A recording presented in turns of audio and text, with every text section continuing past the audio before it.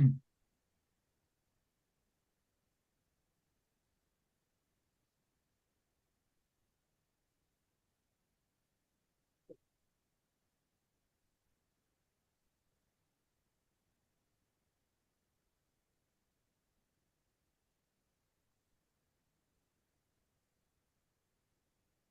Hello? Hi.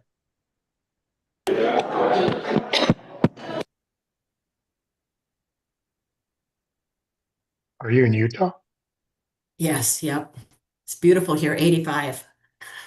That's the same as here.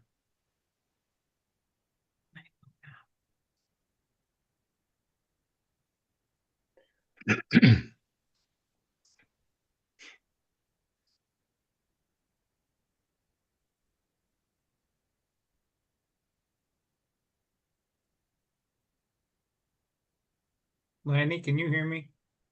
I can, Barry. I can see you too. Good looking. Okay, well, I can't see anybody else, so I might go out and try to come back in. Okay, I can see and hear. Hmm. Weird.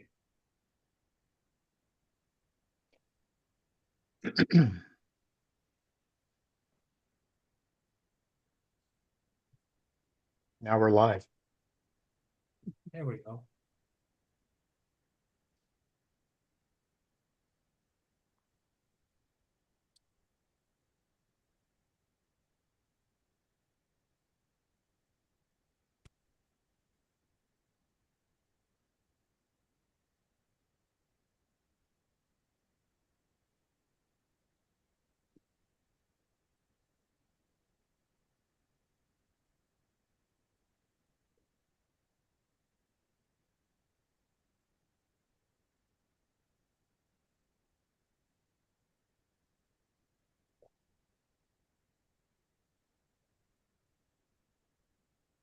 Barry, where are you?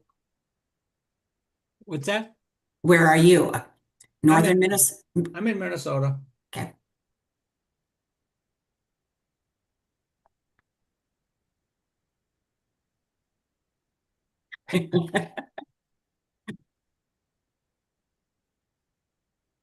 Hmm. You in Looking at Utah the now? soccer game. Yeah, I'm here for another 2 months.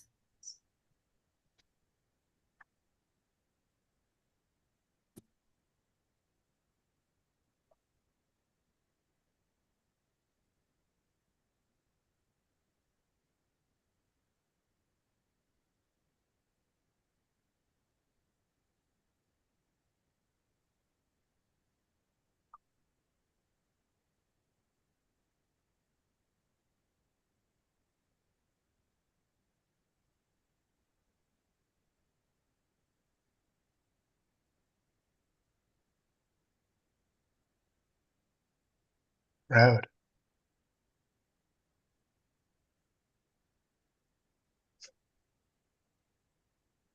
You're why.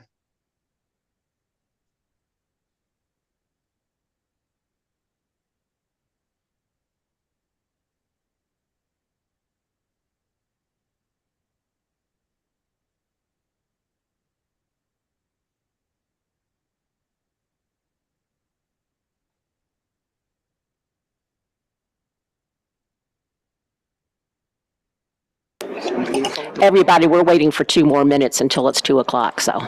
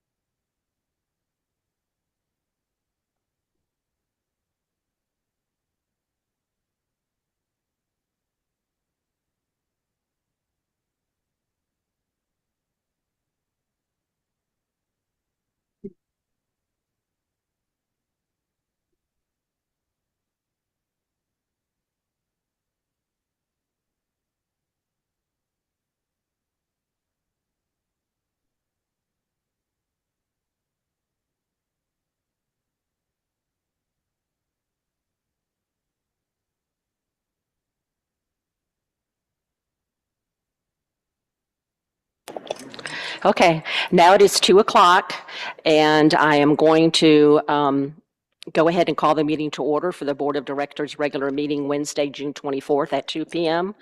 Meeting call to order. Roll call, please, Christy. Candy English, Here. Steve Reynolds. No, Steve. Christy McHugh is here.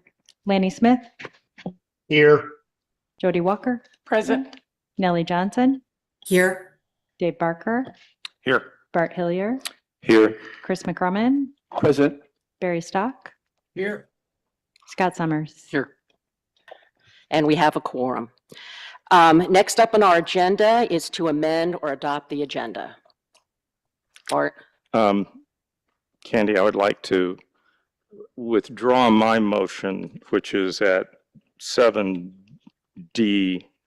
just because the agenda is already long enough. I will ask that it be added to the next work session, whenever that might be. And I would also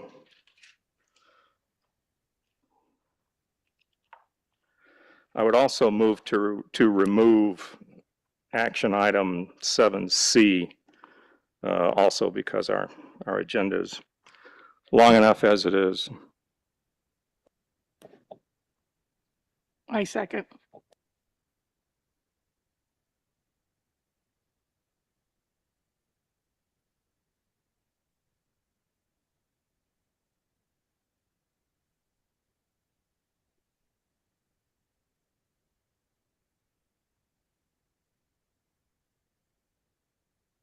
Okay, I'm sorry. So Bart is removing his discussion about the CPM naming of the pickleball center.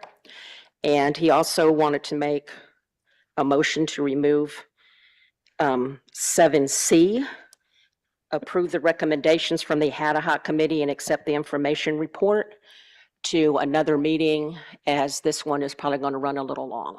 And then Jody seconded my motion. And Jody to seconded remove. it. So do we have any further discussion? Okay, Nellie? yes, thank you, Madam Chair.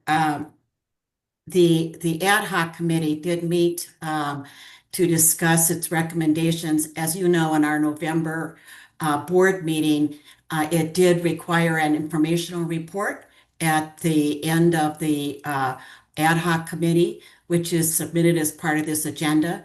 But more importantly, the CEO has asked for direction in his email of 5/29 of how to work with the campaign that is at the operated by the foundation. So I think it's very, very important that we proceed. The campaign is continuing under the foundation's leadership, and there should be, from my standpoint, a support for our MAP program, which really serves our GVR members. And I think we can discuss that more thoroughly on the agenda topic. But this is actually the second time or third time it's been moved off the agenda. I asked for it to be a committee report in April, and then it got moved off the working session. So I respectfully request that it stay on so that we can talk through it and make decisions of proceeding with the MAP program and the campaign. Thank you. Chris? Thank you. I'm supportive of 7D being removed from the agenda.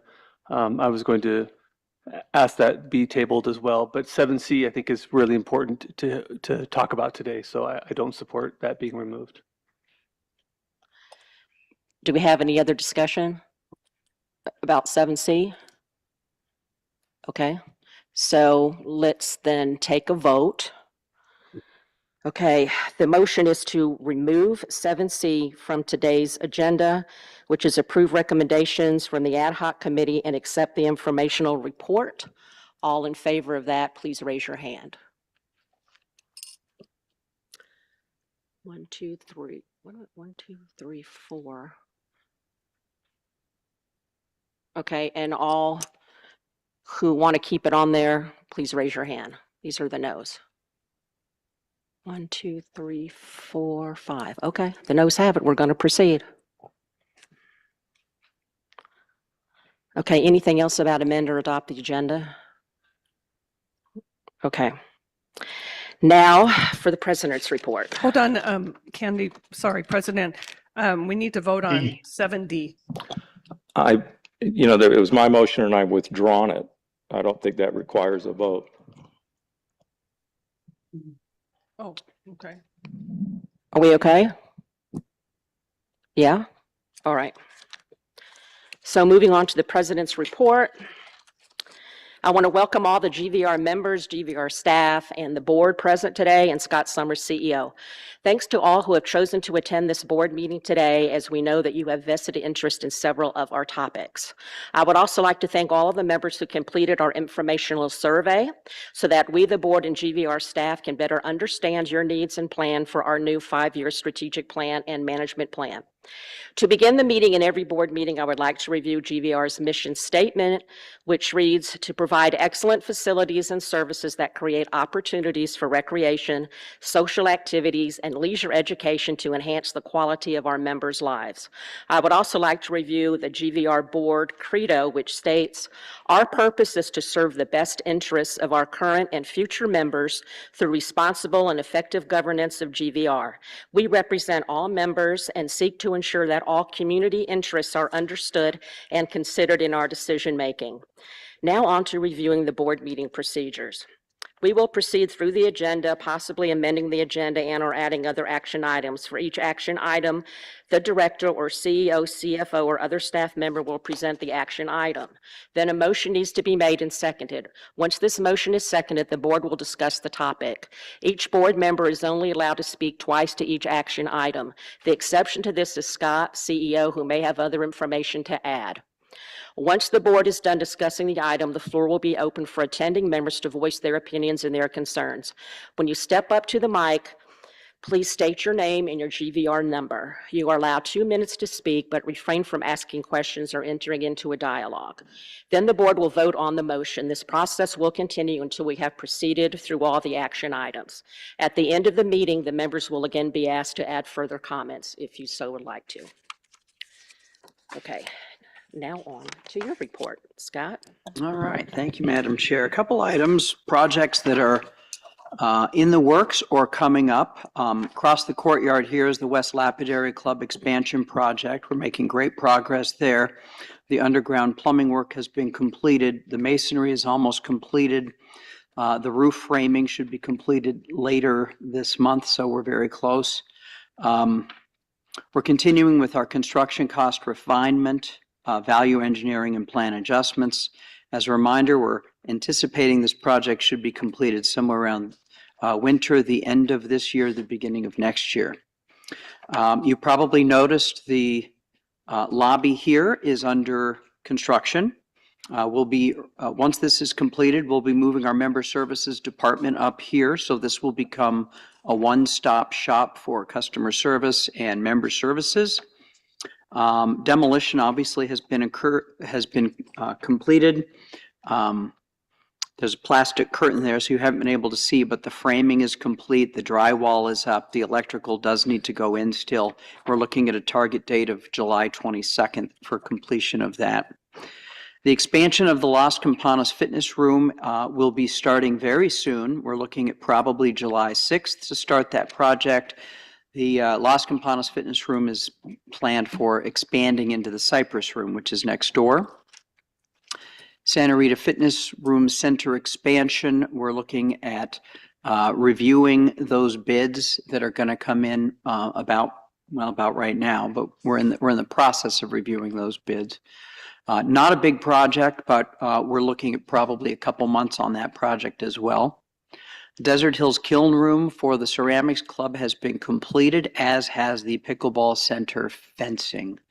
And again, if you haven't completed the strategic plan online survey, or if you were lucky enough to be selected in the random selection, please make sure to fill out your survey. We definitely want to hear from you. That's my report. Thank you. Now we'll move on to number 5. We'll move on to number 5, which is our committee reports. Audit Committee, Mr. Barker. Nothing to report at this time. Okay. Board Affairs, I'm going to report out for Steve Reynolds as he is out of the country. The Board Affairs Committee update. Board Affairs met on June 9th. On June 9th with 6 committee members present. Of the 8 BOA members, 4 are new to the committee this term. Our recommended action plan for this year is, number 1, review and update the CPM to accommodate the bylaw changes passed in the 2026 election. That's scheduled for June. Number 2, add the election processes from the N&E Committee, that's Nominations and Elections Committee, responsibilities moving them to the Board Affairs Committee. This charge they're going to work on in June also. 3, review the CPM for any other necessary changes, September through March 2027. 4, develop a process for recruiting new committee members in September, and review the election materials, ballot, and the forum format in September. After the committee discussed whether to hold 2 candidate forums or recommending a change to 1 this next year, it was decided to go ahead and hold 2 as previously done. There would be a recommendation CPM change to replace 2 forums with 1 or more forums. This year's forums will be held on March 3rd and March 10th at the West Center from 4 to 6 p.m. They also reviewed and are recommending CPM changes at other meetings for the bylaw changes passed in the 2026 election. Okay. Now on to fiscal affairs. Mr. Smith. Thank you, Madam Chair. The Fiscal Affairs Committee did not meet. However, we did receive the May financials. 3 items to report from the May financials. 1, we continue to face a house sales revenue headwind with regard to our revenues. Secondly, our expenses are well managed. Third, we continue to show surplus. And then finally, the FAC wishes to commend management for their brilliant expense management in view of these revenue headwinds. And we also note that even though they're doing a great job on expense management, we're also seeing that customer service is not being impacted in any way. So we wish to provide our kudos to management. Thank you. Okay, investments, Mr. Hillier. Thanks. Investments meets quarterly. We met in April, and I've already reported on that. Our next meeting will be last week of July. Thanks. Thank you. Now we're going to move on to number 6, which is our consent agenda. Consent agenda items are routine items of business that are collectively presented for approval through a single motion. A board member may request that an item be pulled from the consent agenda and placed under action items for separate discussion and action. Nellie? Yes, I would like to move C1, the tentative budget calendar for 2027, and C2, disbanding of the ad hoc committee.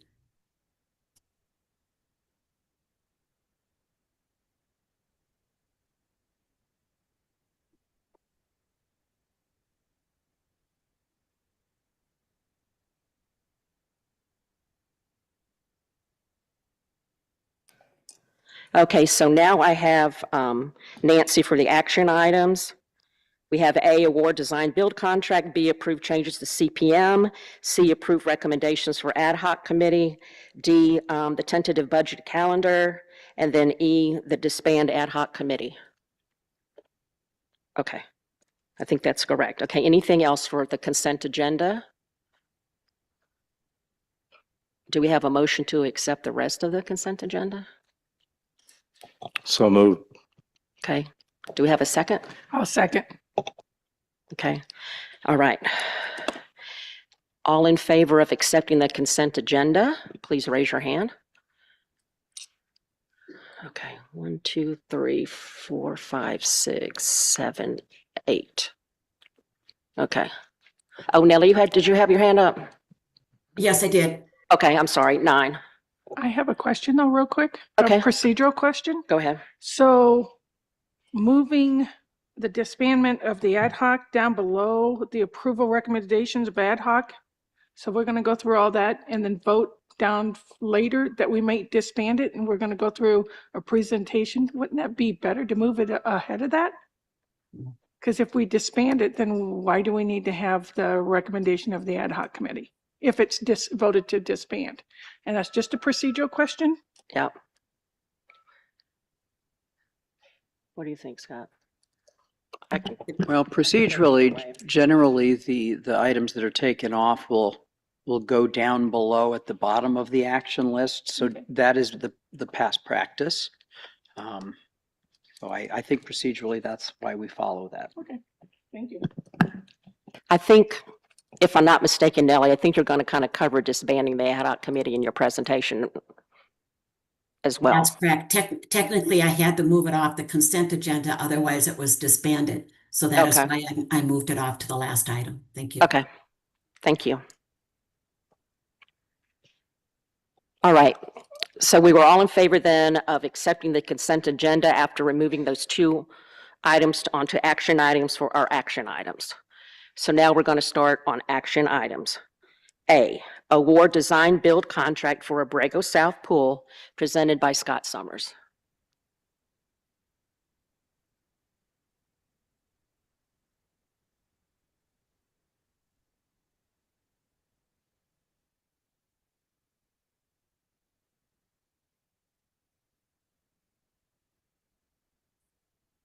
There, that looks like a pretty picture. All right, thank you all for coming today. This is a big project.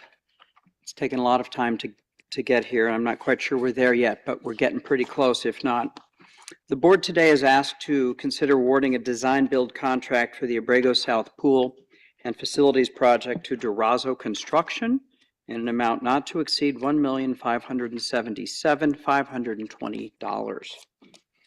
You'll recall on April 22nd of this year, the board approved concept drawings for the South Abrego Pool, bathhouse, and other related facilities. Shortly after that meeting, we had a kickoff meeting with the water volleyball group, the project management team, myself, and our architect to discuss some of the details. At that time, the architect and our project management team recommended that we follow the design build process, which is where we bring on a contractor early on in the process to assist the architect and staff with completion of the construction documents. The idea is that it generally creates more flexibility and less change orders at the end or during the construction process, since the contractor is on and hired early in the process. This was the same process that we followed at the lapidary expansion project.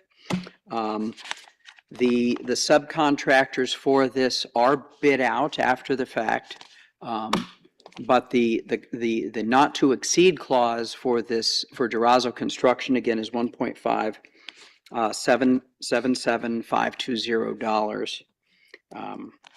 There were multiple 3 qualified contractors that were interviewed for this process, and you'll see on page 28 of your packet where their fee and their total general condition numbers were assessed and looked at, and each of them, as I said, was interviewed.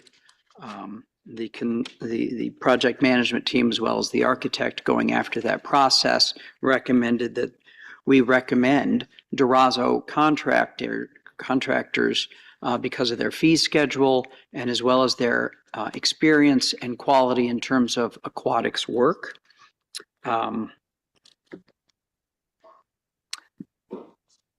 This estimate, $1,577,520, is a little bit higher than the architect's original estimate by about $93,000, which is pretty close in the ballpark from our perspective.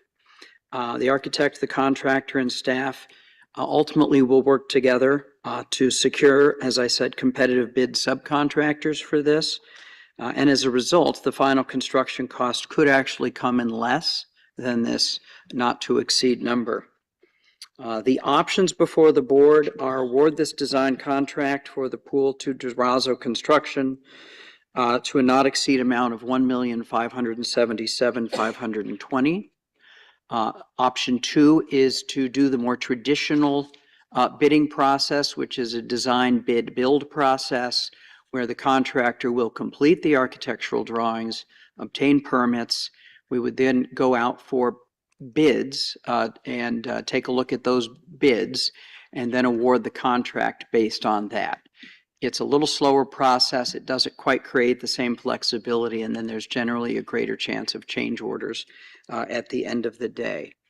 I've invited the architect, Richard Burton, to come and present just a little bit on the difference and the benefits of the design build process versus the design bid build process. And then to answer any questions that you might have about this process that we went through, and then our recommendation to award the contract to Durazo. Mr. Burton.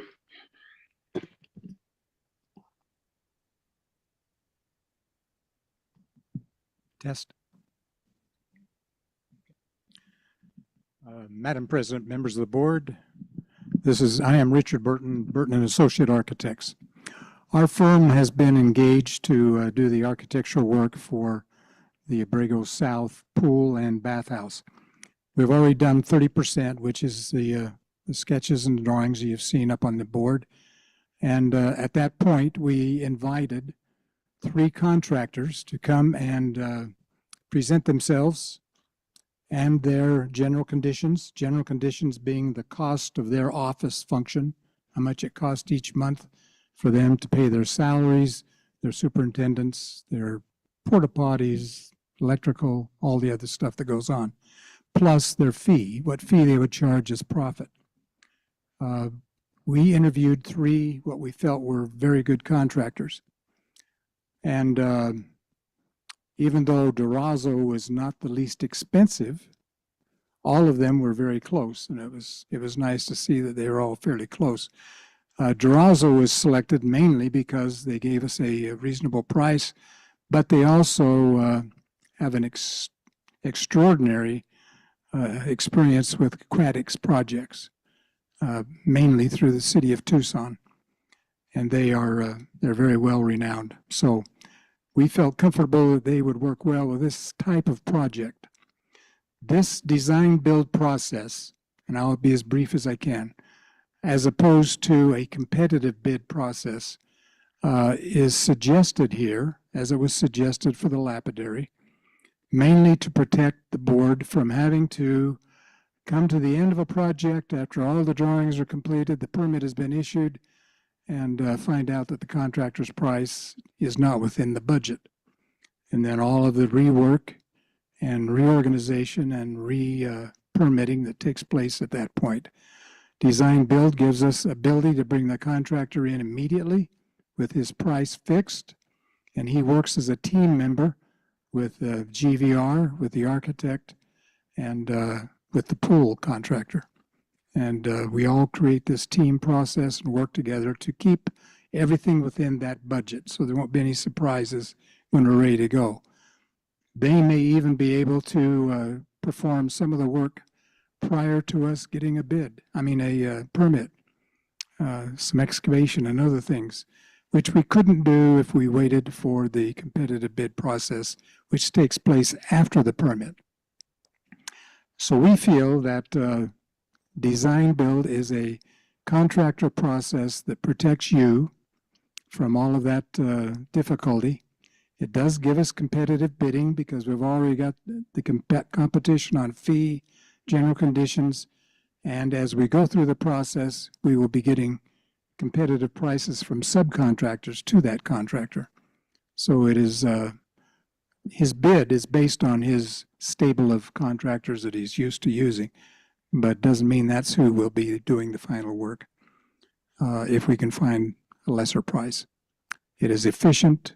It is takes care of the adversarial relationship that happens sometimes with competitive bidding, and we feel it is a much smoother and more organized way to approach the contractor process. I'm here to answer questions for you if you want to ask any.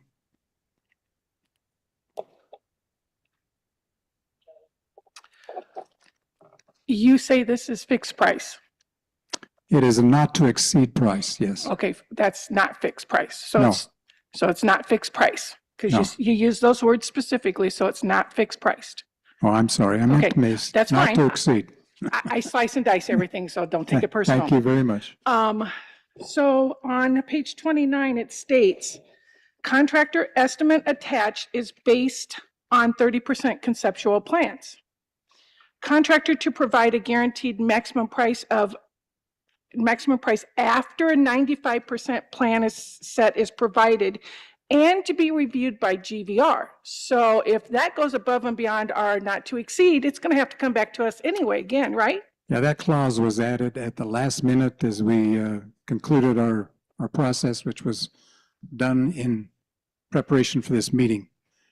We will, in the contract with Durazo, if you so elect to use them, we'll make sure that that is not put in there that way. It is a not to exceed contract. That is the whole purpose of this team basis, is to make sure that we work with the contractor to do the trade-offs, whatever is necessary to keep us within budget. So we will not be using that kind of terminology in the contract. Okay, so then I understand that will be striked from our contract with them, correct? Because it's on our GVR contract on 29. Okay, Page here, but yeah, we'll strike that for sure. okay. Mhm, Thank you. Additionally, I'm going to be simplistic. This is a pool, some electrical, some plumbing, and some buildings. And I'm traditionally from the contracting world, competitive price. What I've determined, we have only competitively gotten pricing on 15% of the cost at this moment. Because what we have for Durazo or whatever it is, they're 15% of the cost that we've evaluated.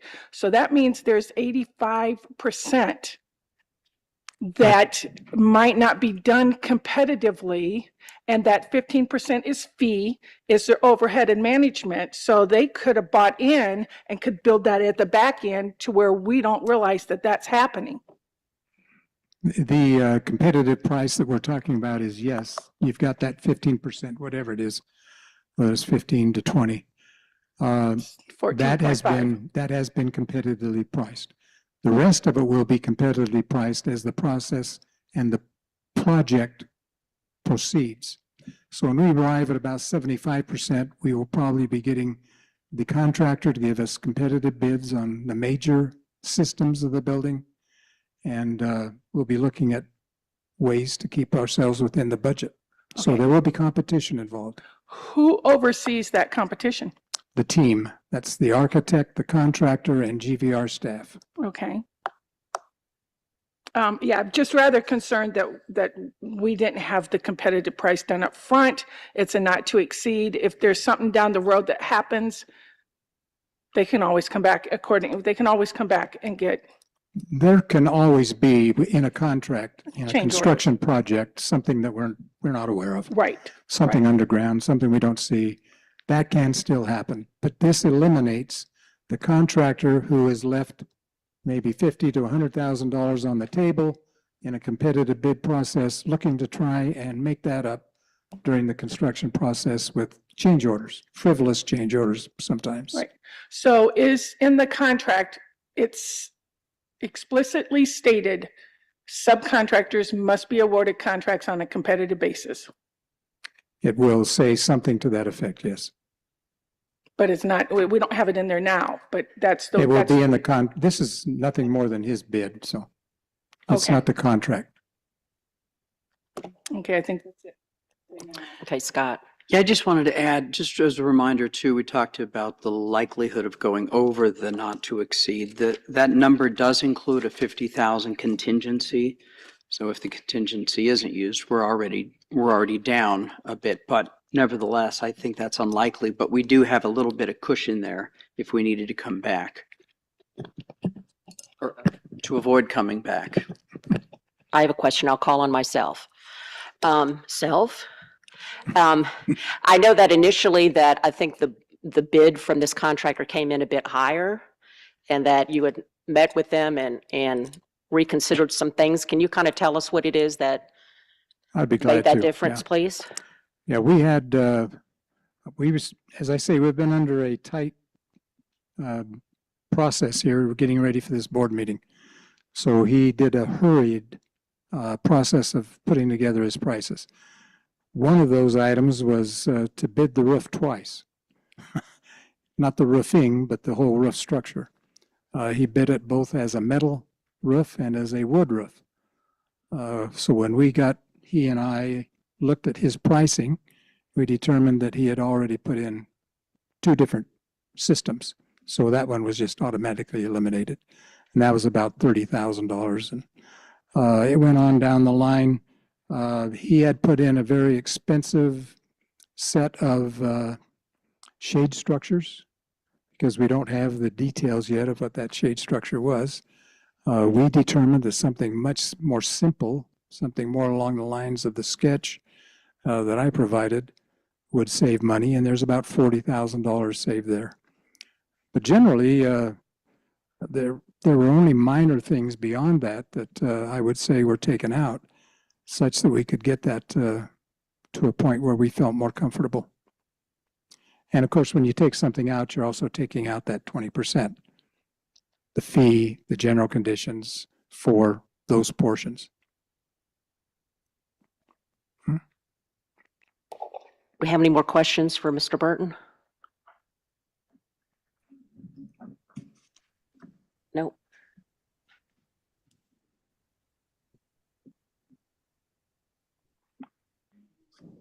Thank you.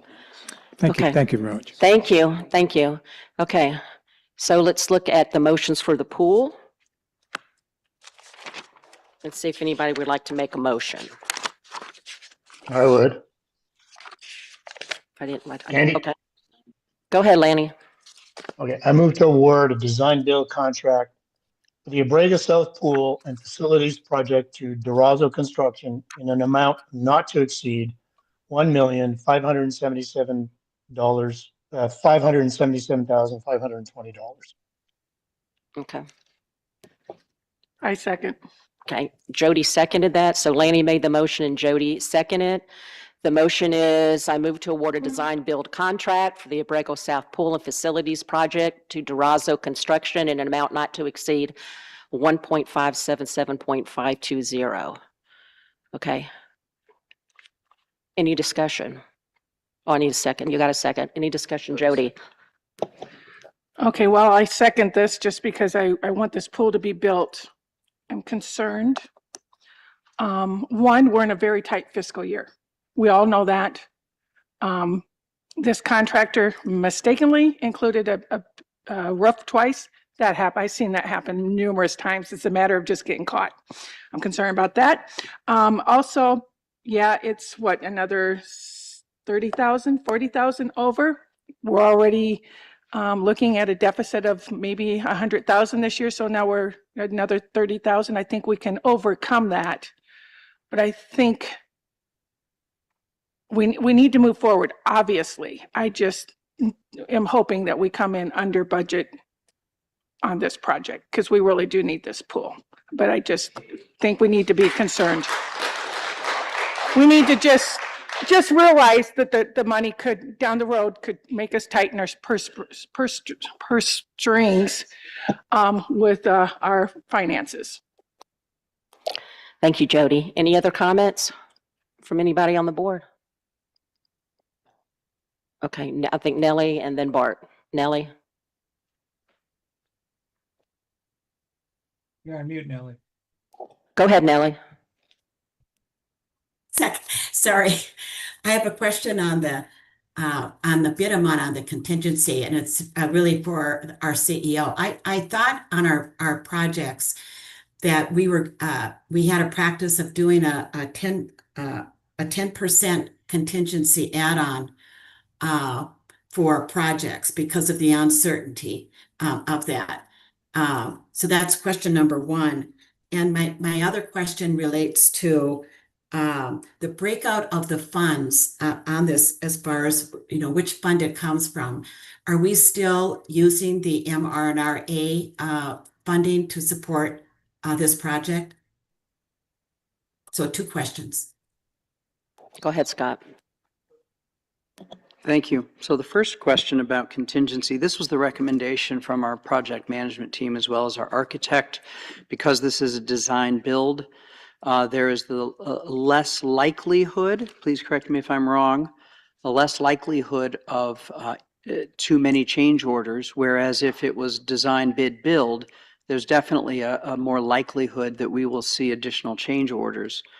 So you're right. Generally, we will do a contingency of 10% with the more traditional bidding method, because this again is design build. Our team was comfortable with including 50,000, which again is included in the 1.577 million. And in terms of the buckets of money, we were pretty clear about this in our work session, staff report back in April, but you're right. So the pool itself would be funded primarily from MRRB. There are some components in this project, decking, tile work, probably some pumps, even some of the flooring, partitions, etc., for the bathhouse that will come out of MRRA that have been budgeted for quite a while for replacement. And then the remainder will primarily be initiatives. So we're really looking at 3 different pots of money here. Does that help? Yes, thank you. Bart? Any other questions from the board? Real quick. Jody? Okay, Scott, with that said, are you guys doing separate line items? Or how are you going to determine as the bills come in that it's applicable unless you do separate line items? On which, yeah, I don't know the terminology, I guess, that you're referring to, Yeah, like bathhouse, but the 50,000. way we do it, it'll be really specific on certain components. Anything that qualifies as MRRA will be coded to that fund. Anything that qualifies for MRRB, which is pool, would be coded to that fund. Okay. And then certainly the others that are new or initiative types would be coded to initiatives. Okay. Okay, thank you. Yeah, you're welcome. Good question. Thank you. Thank you. Okay, if there are no further questions from the board, I'd like to open it up to okay, I have Nellie again. Nellie, go ahead. No, I just want to discuss the amount coming out of the pool fund. I believe that the dollar amount would be about 1.2, 1.2.5. And it's the same issue I expressed at the meeting as it relates to what our reserve is, our overall reserve for the pool. We had anticipated this pool coming in at $539,000. So this is a significant increase to our estimate that we have in our reserve study. And it raises questions with regard to the other pool pricing and the adequacy of the reserve. So that is just a major concern that I have as far as looking at trying to maintain 13 pools and whether we have sufficient dollar amounts in that. Thank you.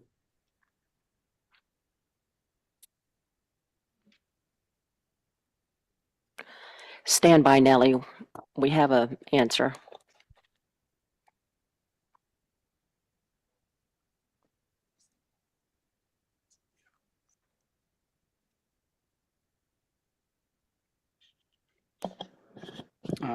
Director Johnson, maybe you can help me find, where was that $500 or $500,000 for the pool that you quoted? It's in the February 20th. It's in the pool report that's on the website that was completed. It was completed by David Webster, and so all the pricing of the pools are there, and that is the one that projects out the useful life of the pool. So it is that sheet that was attached to the January 26th estimate. That was the estimate that's based on gallons. And there was questions with regard to whether that's the formula to use. Browning had a different estimate on the replacement costs.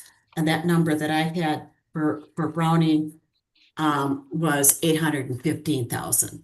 So under either scenario, particularly under our reserve estimate that we have for our Part B study,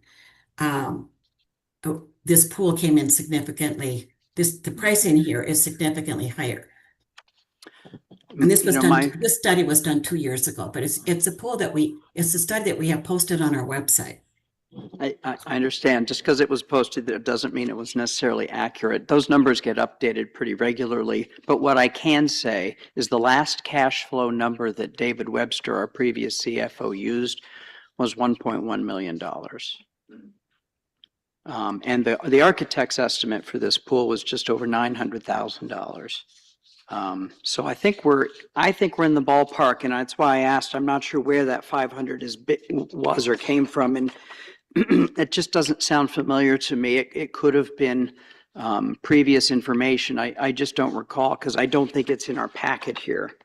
But this raises, if I may just add, it raises the whole question on the pool reserve study overall. All of the pools, 13 pools, were estimated at a cost in calendar year 2025 when the staff originally did the pool study. And that was the one that's where the estimates came up based on gallons. And so all the pools were ranked based on age. And so that's the dollar amount, because Abrego was a small pool at the time. So those were the numbers that we've been building in the FAC Finance Committee. Those were the numbers that we were working with. The estimate of 1.1 million came in January 2026. But when you put that in, it really questions your other pool estimates as well. So it's something that we have to look at, and certainly when we go into the budget development, it's something that when we talk about the budget schedule, to really look at the whole assumption behind the pools and the estimates behind, so we have our best case format. The same as Browning does with our facilities is what we should be doing with our pools. But that was a number that is the latest that we've had in the FAC coming from the Nellie, thank you. Yeah, I don't have a clock. We don't have a clock, by the way. So if I go over the minutes, I apologize. Okay, that's okay. I can be a clock. Okay. Thank you. I'm going to go out on a limb here, and I'm just going to make this statement that says, the longer we wait to replace a pool, the more expensive it's going to be. So if all the board members are finished discussing, can we go ahead and open it up for the audience? Yeah, it is. Yes? Barry. Okay, Barry, sorry, didn't see you. No problem. Thank you, Madam Chair. I just want to echo some of the concerns that Nellie mentioned regarding the long-term financial sustainability of our 13 pools. And as we go forward in working on our 5-year strategic plan, I'm going to make sure that we give serious consideration to developing some performance standards in order for us to determine if future pools, which pools should be replaced or not. But with all that being said, I am going to support the motion that's on the table, because I think it's not fair for us to not have in place a sports pool for maybe 5 years. So we need a sports pool. That's pretty clear. Thank you.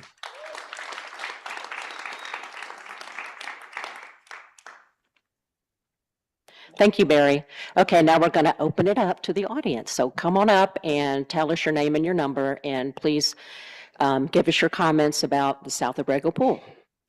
Madam President, can I make, Yes. there's a comment from online I would like to read. Okay. So it says, I don't think it's fair to include the cost of buildings, etc., as part of the replacing of the pool. In most cases, unless there are problems with the soil like there is in this case, we won't have to replace buildings. Well, that's a good point. Hopefully not. Okay, thank you. Okay, current audience people, come on up. Don't be shy. Oh, the audience is happy. That's never happened. I don't think. Oh, okay. Oh, my goodness. Oh. Hi, my name is Joe Spurgeon. My number is 240566. I'm kind of here. Well, I'm one of the directors of the volleyball. I'm the court director for the indoor volleyball. I'm here also because Dennis Vadnais, our president, is out of town, and so I'm kind of taking his lead on this. As far as I'm concerned, 13 pools for what we have here in our district are not very many pools. And to even think about not going ahead and refurbishing a pool when it needs it is kind of out of the question as far as I'm concerned. You would just have to plan for it. And you're talking about a 3-year plan, down the road per pool. I'm more concerned, of course, with Abrego South. When I moved here in December of 2017, we started there. And we loved it there for sure. We live very close to it, as a lot of people here do also. But I just want to make sure that you look at your conscience on this. And we're talking about people, right? We're not just talking about money and talking about data. We're talking about people using these pools. I know you think that Abrego South had a very low turnout. You can't do that because, there were so many people that we only had one station to check in. And that was it. And shuffleboard never did. Volleyball we didn't for that. Horseshoes never ever tapped their card. So the actual attendance at that center was much, much higher than it is, or it was then. But anyway, I'm looking forward to seeing a lot of guest votes on this pool. Thank you. Thank you.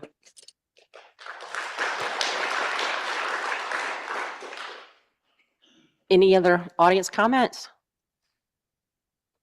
Okay, we're now going to take it to a vote. The motion is I move to award a design build contract for the Abrego South Pool and Facilities Project to Durazo Construction in an amount not to exceed $1,577,520. You're right. Oh, there we go. What? Okay. All in favor? Raise your hand. 1, 2, 3, 4, 5, 6, 7, 8. 9, 10, 11, 12. Thank you. 13. 107. Okay, it was 8. And those opposed, please raise your hand. Okay. Nellie, you're not voting. Is there a reason?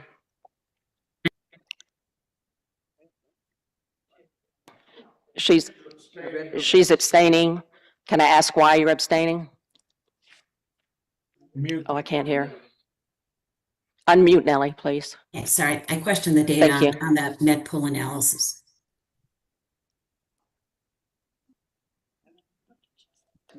Okay, it's the analysis she has concerns on. Thank you very much.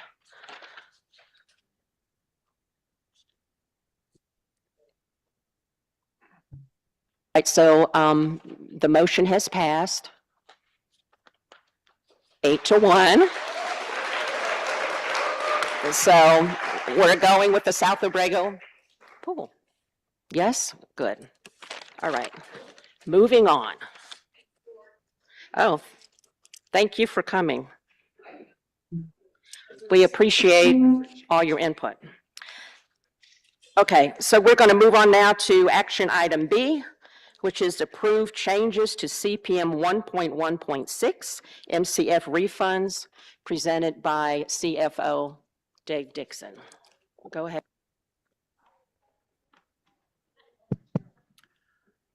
Okay, can you guys hear me all right?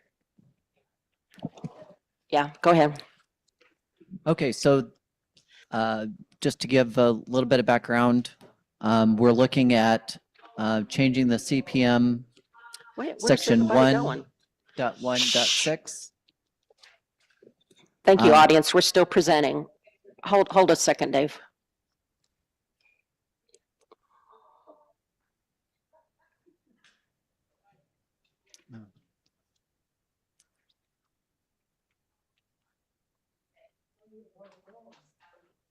Sure.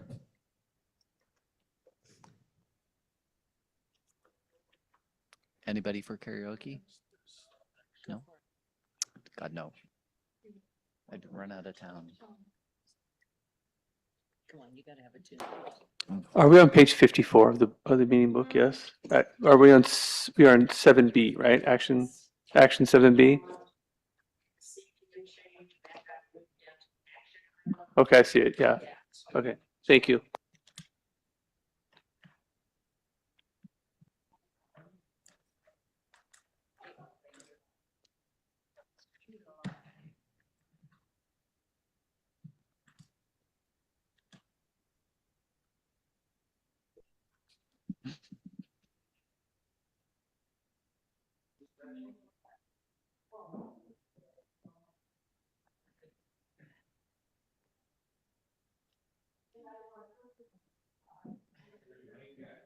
I am so sorry. I really am. Nope, that's all right. Dave Dixon, CFO, please present. All right, so I was looking at our CPM policy, section 116. It's in regards to our member change fee. Currently, we refund 100% if a person is buying a new property who's already a GVR member. And with that, through April, because this is the analysis was done through April and we've been discussing it. The Fiscal Affairs Committee had recommended that we move to limit the refunds to the original member change fee that was paid on the original property versus 100%.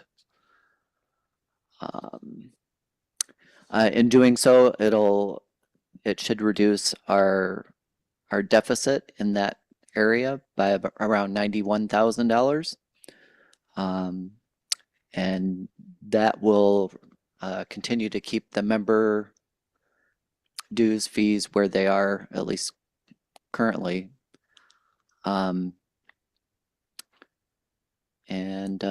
that is, let's see, so the motion was to modify the current CPM policy 1.1.6 for MCF refunds to be limited to the MCF fee in place at the time of closing for the prior property. And we're making this effective July 31st, 2026 to allow 30 days grace period for submitting the MCF refunds under the old policy. Okay, thank you, Dave. Do we have any discussion with the board before making a motion? Any questions? Okay. Okay. Can I have a motion? I'd make a motion, we approve Dave's report. Okay, Jody made the motion. Do we have a second? I second. Okay, Christie seconds. So the motion is to move to modify the current CPM policy 1.1.6 for MCF refunds to be limited to the MCF fee in place at the time of closing for the prior property effective July 31st, 2026 to allow 30-day grace period for submitting the MCF refund request. That motion was made by Jody and seconded by Christie. Okay, Carol, I know you have a comment. Come on up. I have a comment. We need to start with directors. Oh, I'm sorry, Carol. Sorry. Okay, I'm like, what? Okay, board discussion, sorry. Yep. Lanny, go ahead. Yeah, I just want to emphasize that the FAC reviewed this current policy, and we are recommending to the board the changes that were just presented by the CFO. Thank you. Thank you. Any other board comments, Jody? Yeah, real quick. I'm in favor of this, except in those situations where somebody back in 2003, they did not pay initially out of pocket, but they paid to the contractor built it into their property. And I'm sure we knew what that cost was at that time. I'd like to see that cost assessed to it. Additionally, the reason why I approve this is I don't think anybody should be making money off us. If they only paid $2,260 and now they're going to come back and collect up to $3,100, I don't think anybody should be making money off of us. If they didn't pay that amount, they shouldn't get the $3,100.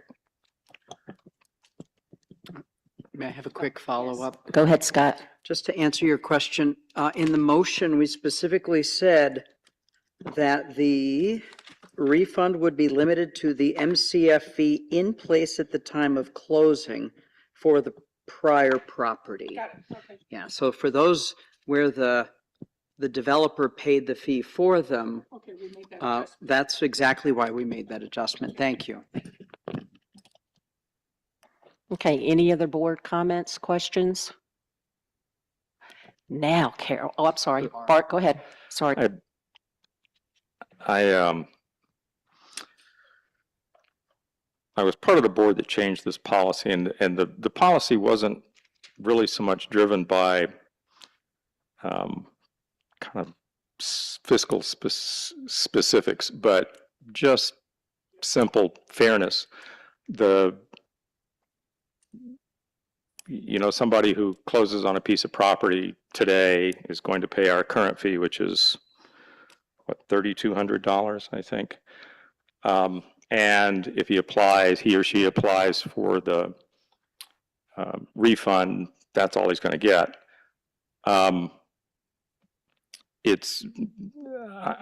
won't go into the obvious observation, the details of the obvious observation that, if a fee paid in 2007 of $1,000, had you done almost anything with that money between 2007 and today, its value would certainly be a lot greater than that $1,000. So I think we're building a system in which we're probably just going to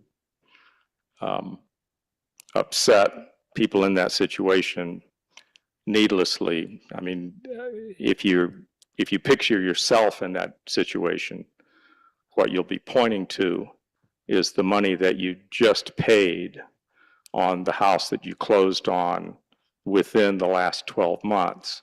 You're not going to be looking at money that you paid years and years ago. So anyway, I think that it would be more fair, as it was when we initiated this policy, it would be fair just to keep things just the way they are, which is why I'll be voting no. Thanks. Thank you, Bart. Any more questions, discussion? No. Okay, Carol, step on up.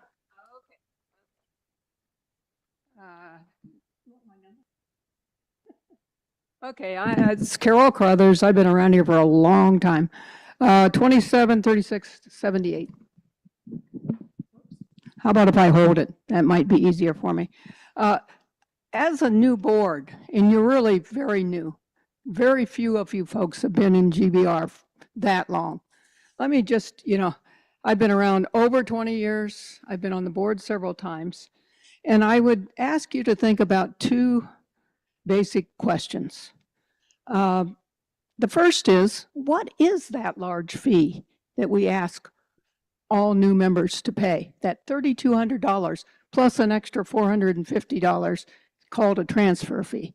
That's a lot of money when they buy a new home in Green Valley. Now, personally, I think it's well worth it, but it's a lot of money. And what is that for? Second question is, as board members, I think you're responsible for thinking about each individual member.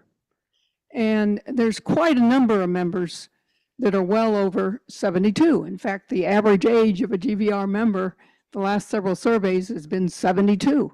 So think about all those people over 72.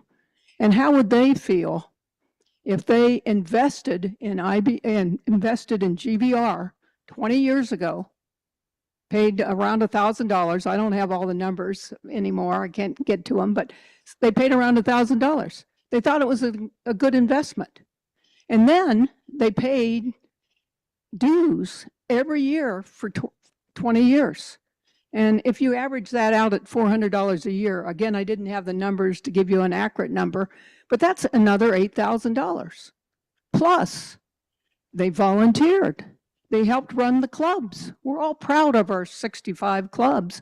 It's volunteers, it's members that have been around for years that run those clubs. They volunteered for entertainment. They've done a number of things that have added value to GVR. And sorry, I'm going to run over. But if you look at the present value of money, and I'm very disappointed in the Finance Committee and in our new staff and Scott for not recognizing the present value of money. If a new member had invested that $1,000 20 years ago in the stock market, it would be worth, I wrote it down, $8,358 today. So, and let's look at the other side of the argument. Carol. I Close it know. in. Okay. The other side is, in a sense, when you buy your second house because you're downgrading, for example, you're loaning GVR $3,200, right? You're loaning it to them because you've already paid an initiation or new member fee. So in a sense, you're loaning that money. And we're not giving them interest when they come and bring all the evidence that they're actually changing houses. Think about this. There's two transactions that happen. You sold a house and you bought a house. That's an awful lot of money on an individual member. And you're talking about $100,000, folks. $100,000. Our architect friend identified $30,000 saving on roof and a $40,000 savings on shade things. Can't you as a board and our staff figure out how to save or place $100,000 over 14,000 people instead of charging 100 people that $100,000? Think about representing your members. I guess that's my message. And let me point out another very quick thing. I didn't see, all I got was what came out on Monday or last Friday. Apparently, have you actually created the words for the CPM, and have you reviewed those words with a lawyer, which is part of our regulations? Because let me tell you, we've changed the name of that MCF or whatever in the world we call it today, probably 6 different times, because we're getting into legal problems. And when you talk about a transfer fee or administrative fee, we're already avoiding legal problems because we're not called an HOA. Our transfer fee is already more money than the Arizona legislature has legislated that an HOA can charge when you move into an HOA or you change your homes. So please have the lawyers look at this, because the wording that I saw in the motion from a week ago, I think opens up a tremendous number of legal problems. Thank you, Carol. Thank you. Are there any other comments from the audience? Miss Kathy Batchelor. Back again. Kathy Batchelor, 223747. I'm going to have to keep this up close because my eyesight and the light in here doesn't help me. I did make comments at the work session, and some of these are going to be duplicate.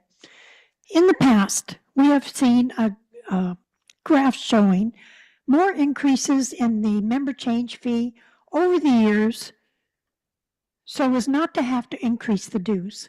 We have all paid what was required of us the first time we bought a home here, upfront dues as was required. Scenario 1 on this group in this presentation shows somebody in 2007 who paid $1,032 and is now selling a house and buying a different house and is now going to be charged an additional $2,168. 3 of the homes on this list that you have included were originally purchased in 2000 to 2003, as was just discussed, where the fee was included into the initial fee in their purchase price. Of these people, in my assumptions, they would be that these people were 60 to 62 years old in 2000. In 2025, they're 85 to 87 years old. They're not going higher. They are trying to downsize. Probably, in my assumptions, the wife has lost her spouse. Along with that, she has lost half of her income, and she's trying to downsize to be able to continue to live in a GVR home. In the scenario, she will have to pay $3,200 because there was no member change fee when they moved here. I'm going to take just a couple more seconds. This is double dipping, in my opinion, as a small double dipping of a small group of people, maybe 80 to 100 per year, who are already GVR members.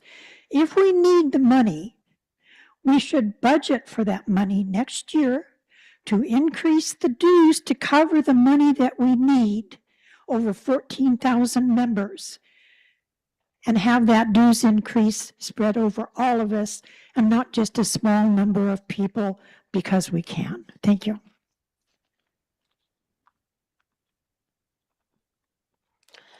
Thank you, Kathy. Hey, Eric, come on up.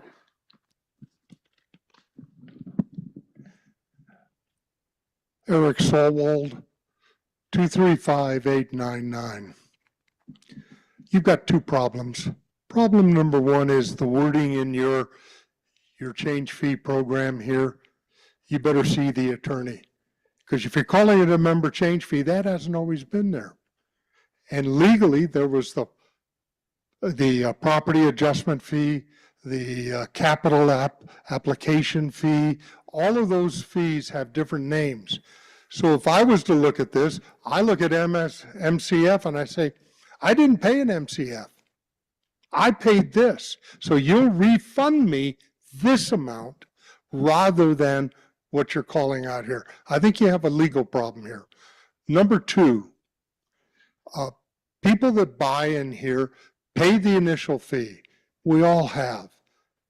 Now, to transfer around, to move into another home here, you're going to be penalized based on this fee.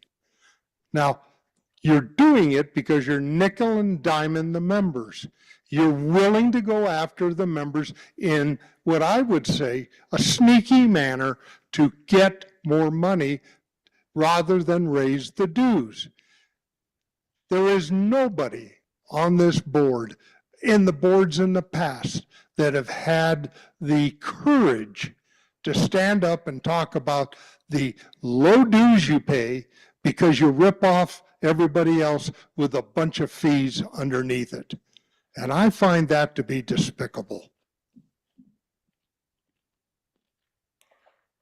Thank you, Eric. Do we have any more comments? Madam President, I have one from online. Okay. A member's age and what the initial MCF fee could have earned in the stock market over the years are irrelevant to this discussion. That money was used to pay for new and improved and repaired facilities, which that member was able to enjoy over the years. Thank you for that comment. Appreciate it. Okay, anybody else in the audience have anything to say? Okay, I think we are ready for a vote for the board. Okay, the motion again is to move to modify current CPM policy 1.1.6 for MCF refunds to be limited to the MCF fee in place at the time of closing for the prior property effective July 31st, 2026 to allow a 30-day grace period for submitting the MCF refund request. Okay, all in favor, please raise your hand. Okay, 1, 2, 3, 4, 5, 6. Okay, and those opposed? Oops. 3. Okay, did you get all those names, Nancy? Okay, thank you. Okay, so the motion did pass. And now we will move on to our next item for review, which is approve recommendations from the ad hoc committee and accept the informational report. And Ms. Nellie Johnson, please present. Thank you. On page 59 and 60 on the summary of the report, this ad hoc committee was created in August of 2025 with the specific intent of improving our working relationship with the GVR Foundation. During the meeting from August to November, the committee worked on and presented changes to how we do the annual contract. And we were successful in presenting and getting your approval to move to a 3-year contract for a $25,000 grant that GVR submits to the foundation each year. At the same time, we also looked at what is another way of looking at sustainability for the MAP funding, and we considered supporting moving forward with an endowment campaign. President Batchelor at the time approached the GVR board, and the ad hoc committee's mission was extended to specifically engage into a campaign going forward for a year, as well as continue to look at other opportunities. We were required to come back with a written agreement, which we did for the MOU. But I think it's important as we look at this, what exactly is MAP and why is it important to our GVR members? Because MAP provides member assistance to approximately 120 of our members' households who are financially in hardship and paying the dues. And this has been around since 1995. And as you look at the report, the number of members applying each year has continued to grow, as well as the financial requirements for funding the program, which is this year was at 50,000. The funding for MAP is shared jointly with predominant dollar amount coming from the foundation through their fundraising capacity, through various outreach efforts. So 60% of the funding comes from the foundation by GVR applying for a grant, and the remaining amount comes through GVR when it solicits through to its members. When you look at it from a historical standpoint, the foundation, since it started funding MAP, has provided over $200,000 to our MAP program. So as we looked at the ad hoc committee, worked to create a draft MOU that was presented to the board, both boards in January. It did receive our attorney's review, and at the January board meeting, there was a modification made to the MOU relating to not soliciting any of the GVR vendors via a list, but all other mechanisms for joint communication in support of a $1 million endowment, which would provide 5% of the endowment proceeds of about $50,000 each year when we reach the $1 million, which would really sustain our MAP program on an ongoing basis. The communication channels that we were approved to use did include working through GVR on e-blasts, on newsletters, as well as one email going out to the general membership, which would have been sent out through GVR to our members when we entered the public phase of the campaign. And in reaching the $1 million goal, the solicitation of individual donors was really important to reach the goal. When we looked at it, we worked through a steering committee, met weekly from January through March and April, laying out the market strategy, the timetable, the concepts, And we basically broke up the 3 donor groups into 3 clusters. One is foundations, and the second one is the local businesses, and the third one is the key donors. And we know from our foundations that they have various deadlines that we have to meet. They specify those deadlines to us, and most of them do come up from looking at it during the June, July, and August cycle for an allocation in January. So we did proceed. We did launch the introduction of the campaign at the showcase in March. And then we continued to go into our quiet phase and reach out to selective donors and foundations such as Freeport, Walmart, Sprouts to ascertain their interest and support. And those dialogues are still going on. But since March, we have been able to raise the endowment that has existed from $140,000 to $300,000 at this point in time. There were questions raised in May as we were ready to go into our more aggressive outreach to our businesses and the key donors with regard to a section in the MOU. As far as the approval of the boards on specific marketing strategies or sign off on sample letters. The ad hoc committee did submit the packet for review, but after consideration, that packet was not brought forward for consideration at the working committee.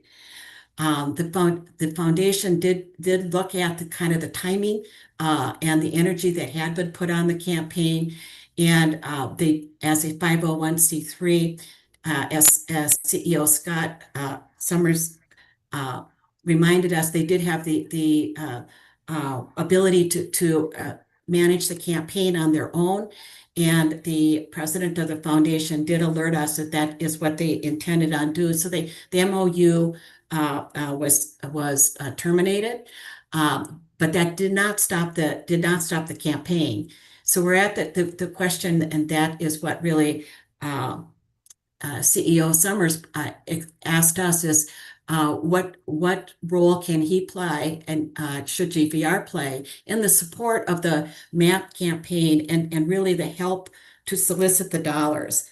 So the ad hoc committee did look at it, and we basically said that the effort for the strengthening the foundation and the board relationships really can happen between the 2 presidents, and the ad hoc committee could be disbanded. And we did prepare a report coming from the committee that could be accepted as a final report.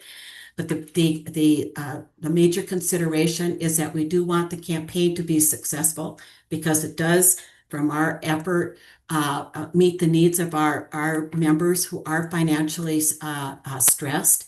And we do anticipate that as we've seen in the past, that is going to continue to grow. So there's going to be a demand. The reason why some people have said, well, why an endowment? Why not just continue on the annual campaign? The bingo that the foundation runs right now is very labor intensive and requires a lot of volunteers. And to the extent that they're not able to keep that up, really we should be looking at a sustainable funding source for the program, and that is the endowment. Many other organizations have gone that route too, that they have both an endowment and an annual allocation. So in looking at the communication that we would like to have authorized, it's the same using what is used to support the annual campaign, which is the e-blast as far as announcing when there is bingo, or the news bulletins, and also the foundation's presence at its showcase. So we would propose those same avenues be available. And then the other one is that as we go into the public phase of the campaign, which is still targeted for September, that we continue to allow GVR to send out on behalf of the foundation a letter requesting the households to consider donation to the endowment campaign. This is a one-time campaign that we're doing, and we think that the ask for our GVR family of members. It is worthy to support those who are financially at a hardship. So to that extent, then the recommended motion that I am bringing before you on behalf of the ad hoc committee, and I don't know if you want to put it up, and it's lengthy only because in discussions with CEO Summers, he's asked that we be very explicit as far as the channels that we would recommend, and that is why it's lengthy. So the motion is to move to disband the GVR Foundation Ad Hoc Committee and accept its final report that is included in this meeting book. We further authorize the CEO to provide support to the GVR Foundation's MAP endowment campaign through its community outreach, public relations, e-blast, GVR Now, GVR events, which is like the showcase, any one-time email or direct communication to members funded by which would be funded by the foundation but sent out and controlled by GVR. So that is the motion that I present on behalf of the ad hoc committee. Thank you, Nellie. You finished right at 10 minutes. That was perfect. Okay, do we have any questions, any discussion? Christy? I'm sorry, we need a second. Oh, I thought just to ask questions to Nellie. Oh. Was there a second? Wait, what? Oh, okay. I didn't make a motion. I'd like to amend the motion. Do you want to vote on the motion first? And then I amend I'm it? sorry, Candy, who seconded it? Who seconded? Chris. Thank you, sorry. Chris. Okay, the motion for that motion? Okay. So the motion to approve to disband the GVR Foundation Ad Hoc Committee and accept its final report, authorize the CEO to provide support to the GVR Foundation's MAP endowment campaign through its community outreach, public relations, e-blast, GVR Now, GVR events, and a one-time email to something I can't read, telecommunications. And a one-time email or direct mail communication to members funded by the foundation but sent out and controlled by GVR. And you made the motion and Christie seconded it, or did I get it wrong? No, no. She Nellie made the motion. moved. Chris seconded it. Okay, Bart. I would like to move to amend the motion that Nellie made, amend it by deleting everything beyond accept its final report. That's in other words, leave it as the first printed line on page 60 of the meeting book.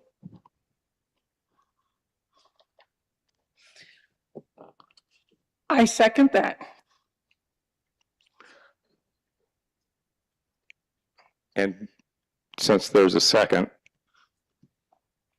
I'd like to amend. there's a second to the amendment. May I speak on it, Nellie? Candy.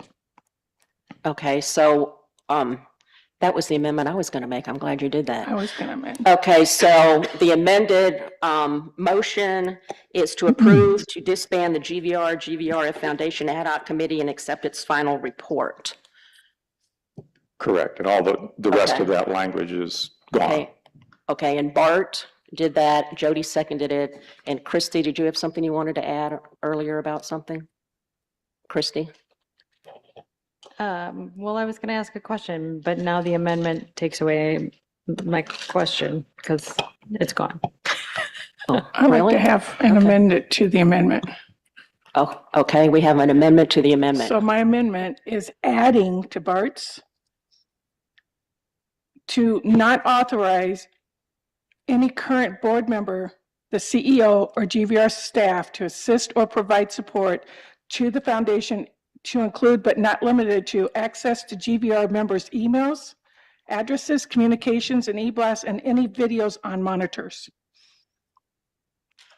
That's just to be very specific, so no shenanigans.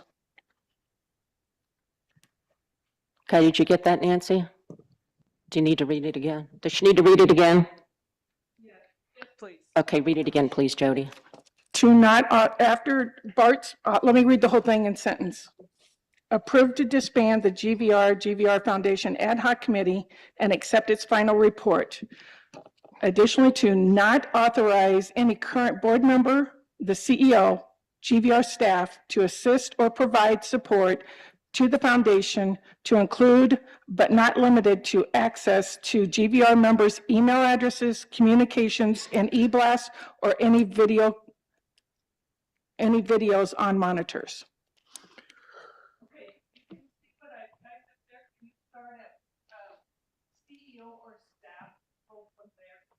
Can you see that? Yeah. Or staff to assist or provide support to the foundation to include, but not limited to, access to GVR members' email addresses, communications and e-blasts, or any videos on GVR monitors.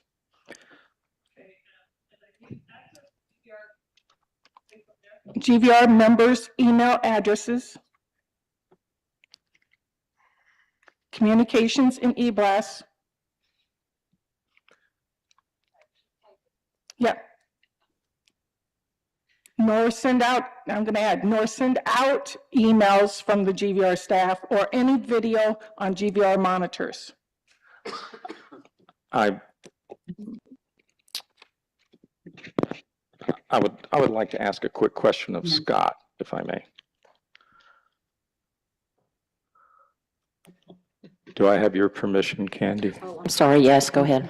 Lanny has a question. Scott, I'm asking this question because I have a suspicion that the language that Jody has proposed might be redundant with your own understanding of what your authority or what the authority of GVR staff would be if the language eliminated in my amendment stays eliminated. I mean, do you think that you would have the authority to do any of those things if the board doesn't fairly explicitly authorize you to do that? I don't, and since the staff works for me, I think it's pretty clear that I and our staff don't have that authority to do that without the board giving us direction. But again, I'm just speaking for me and the staff of GVR. Right. In terms of email, any communication tools, video monitors, e-blasts, et cetera.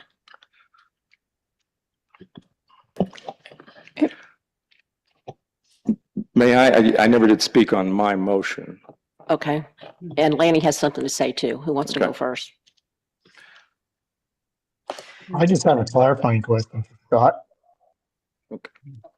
Prior to the ad hoc committee and the endowment campaign, what did we do, what did GVR do to promote MAP? Ad hoc committee hadn't, what did we do? I do recall when I paid my dues, I was asked if I wanted to top up. Over and above that, what did GVR do? Sure. GVR has previously included envelopes in dues slips for donations to MAP. This isn't the endowment. This is direct contributions to MAP. GVR has submitted the grant request annually or every 3 years to the foundation for a grant, usually up to $25,000 annually. The foundation this last year provided $30,000, additional $5,000 above and beyond what GVR asked. Bingo's been a great event that has been a direct contributor to MAP, and so GVR has helped promote bingo on its calendar through its events, use of this facility, etc. I don't, my opinion is, unless you say otherwise, direct contributions to MAP are not part of this motion. This motion is very specific to the endowment campaign. So I have a follow-up. Lanny has We a have follow. a follow-up. Okay, Lanny, Follow-up. and then Bart. My follow-up is, these amended motions in the language that they're using now, would we be hamstringing you to promote MAP? Like I'm not talking about the endowment, I'm talking about MAP itself. Are we hamstringing the promotion of MAP in any way, shape, or form with this language?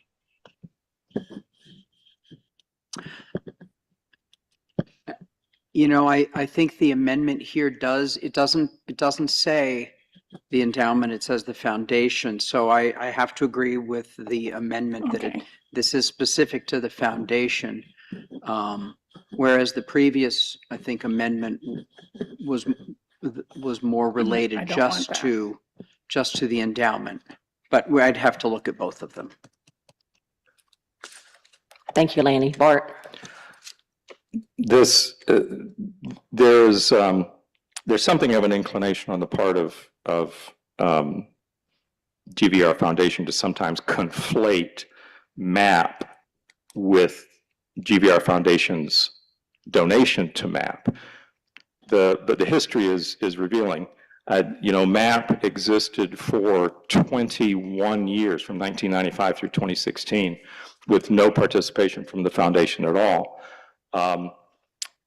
Since 2016, the foundation has made yearly additions to the sum that GVR collects towards MAP. And those are appreciated, but obviously they are not essential to MAP. If GVR Foundation were to liquidate tomorrow, MAP would still be going strong thereafter through the donations that GVR members make to GVR. Nellie at one point said the MOU was terminated, but that didn't stop the campaign. That's true, but what the termination of the MOU did was to terminate the formal coordination and participation in the campaign of GVR Inc. GVR Foundation is obviously still free to do whatever it cares to in fundraising, and it is very good at fundraising. Right now, GVR Foundation, very unusually for a small 501c3, has somewhere in the neighborhood of I believe, between $800,000 and $850,000 at its disposal. And the only significant charitable activity that GVR Foundation has undertaken in its history is its yearly contribution to MAP. There have been some very small contributions to other 501c3s, but the bulk of it is the money that it kicks in towards MAP. And roughly, as Scott pointed out, it's been about in the neighborhood of $25,000 a year in recent years. If GVR Foundation never raised another dime, they have enough money right now to fund MAP for at least the next 32 years at its current level of roughly $25,000 a year. And that's excluding any growth in the funds that they have on hand from investment or interest. So GVR Inc. is not a fundraising entity. That's not what GVR does. The mesh between GVR Foundation and GVR Inc. was never very good, or I would say was never fully rational. GVR Foundation doesn't need any help from anyone, whether it's GVR Inc. or anyone else, to raise money. They do it very well. With the MOU terminated, as I say, that also terminates our participation in this endowment campaign. Thanks. Candy. I would like to go ahead and withdraw my amended motion, because it was never my intent to do anything against bingo, because I support the bingo, I support what they do. So let me withdraw my amended motion. Okay. Yeah. Christy, you have a question? Oh, my goodness. Okay. All right. I know. And any other board discussion before we? Nellie? Well, just a couple of follow points. The issue of GVR, a supporting map. GVR currently raises $14,000 of the $50,000 that is funded on MAP. And to think, and there's about 450 donors that participate through the GVR dues when it collects the foundation amount or their contributions. So to think that GVR can raise the amount of money, GVR is not a fundraising organization. So maybe in the past when MAP was small and we had 50 members applying for it, maybe they could have meet it. But right now it is a $50,000 program and GVR is only raising $14,000. So to look at the foundation as a partner in raising those dollars and looking at a sustainable funding source seems to me that we're meeting our GVR, our members' needs, particularly those that are experiencing the financial hardship. And the efforts that are made towards the bingo and advertising, the question would be is why would we not offer those same things for the endowment and ask the members that they be aware of how we're reaching our target or the efforts that are going on? Why wouldn't we allow that same type of area? Because we are in a partnership as it relates to generating the dollars that is in the benefit of our GVR members who are who are financially vulnerable in paying their dues. And I would say that in looking at the other point, the last 2 years, we've been prorating the dollar amount. And so people aren't even getting the full amount because of the amount of funds that are available. So we do need to look at increased fundraising and having the sustainable funds so that we're able to target the dollars to where it's needed. It's for the benefit of our members.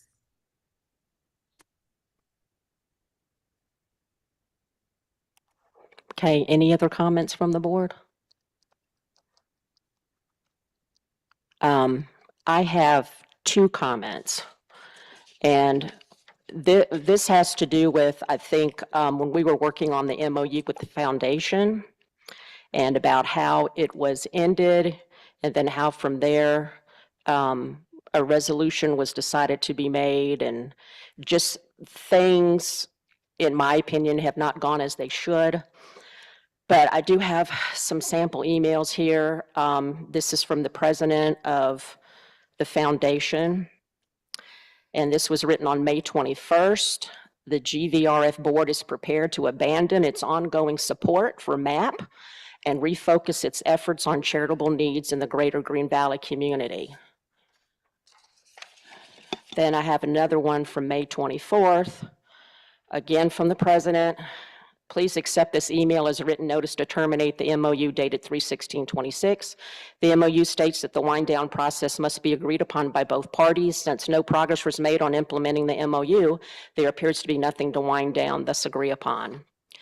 So the issue that I struggle with the foundation is that, the board is made up of reputable people. They have high integrity. I have no issue with that.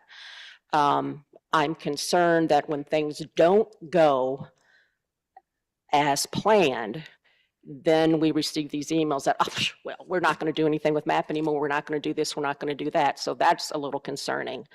And then again, we had this resolution, and then this resolution is made, and again, I know Scott and I have talked about this, Nellie and I have talked about this. I still really don't understand how that came into play or why that continued and that kind of thing. This is just, in my opinion, just been a mess. So I am looking forward to today we finally, reach some kind of solution and move on. That's all I have to say. Anybody in the audience would like to add anything? Okay, Eric, go ahead.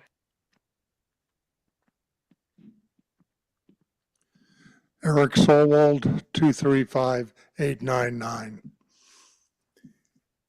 I have no idea if this board even supports the membership. MAP program, yes, was started in 95. It's grown over the time. But you don't take in enough money from donations during your dues request. So how are you going to afford to pay that out otherwise? Because if you do use dues money, dues income, you're going to find yourself in a lawsuit because that's illegal. You can't do that as a nonprofit that you're organized as. Number two, I am absolutely amazed that GVR has 32 years worth of funding available to cover the map. I sat on FAC for 3 years and never saw any kind of amount of money sitting off to the side that said MAP, their money. GVR Foundation, I said, not GVR. Okay. GVR doesn't have GVR doesn't have the money. I said GVR Foundation has money on hand right now, enough for at least 32 years of its current level of support for MAP. Thank you, Bob. Okay. I missed the foundation. Okay. Sorry. But I don't see the GVR Incorporated being able to cover the MAP needs with just the donations made by members. So I think you're caught in a conundrum where you need outside income, outside funds to help you with that. The foundation was the vehicle for that. Obviously, there's animosity about this, and I look at it from the perspective, you're here for the membership, you don't like the foundation, and you're just willing to blow it all up. I appreciate that. That's an honest way to do it. Thank you. Thank you. Carol?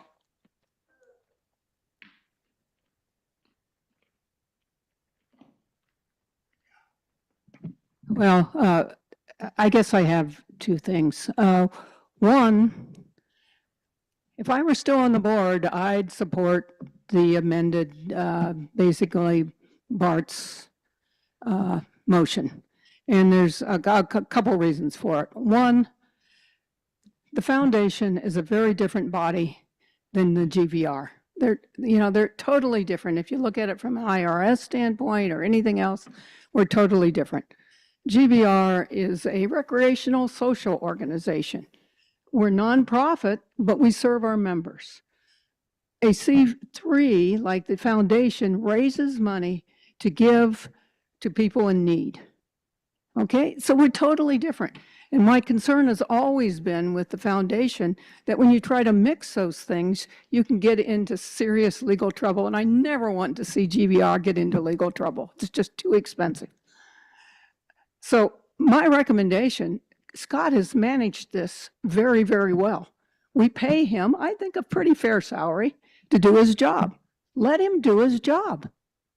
So just get rid of the ad hoc. That was probably a mistake in the beginning because GVR itself never wants to be associated with raising money for a C3 because then you're getting into really mushy water, particularly since that money's coming back, you could almost say, to GVR. So don't do that. Just break apart from it.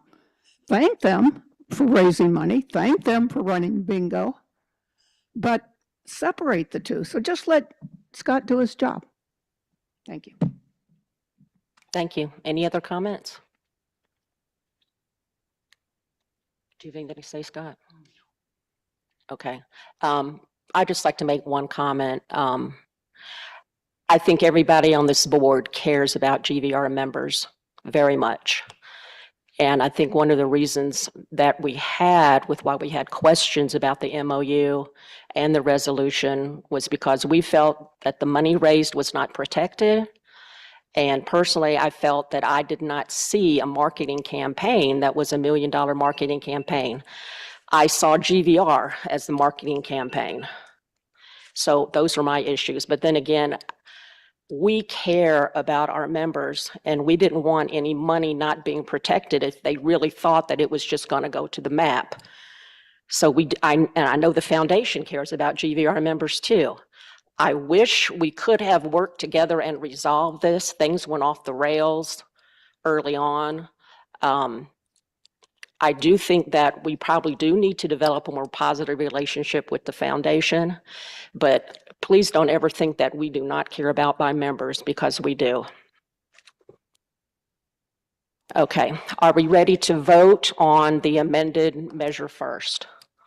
Okay, to approve to disband the GVR Foundation Ad Hoc Committee and accept its final report.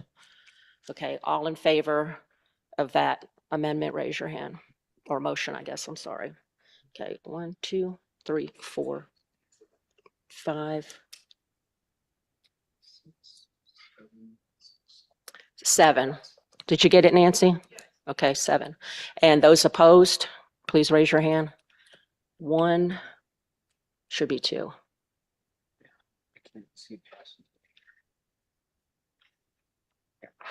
Was it 2? Is it 2, Nancy? Is it 2, Nancy? I can't see. Yeah, Yep. Chris and Nellie. Okay, but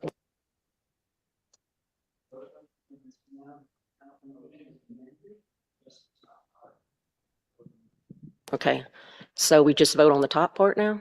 That's right. Okay, You voted all right. the other, now you're voting. Okay, so now we're going to the amended motion that was voted upon, approve to disband the GVR Foundation Ad Hoc Committee and accept its final report. Okay, all in favor, raise your hand.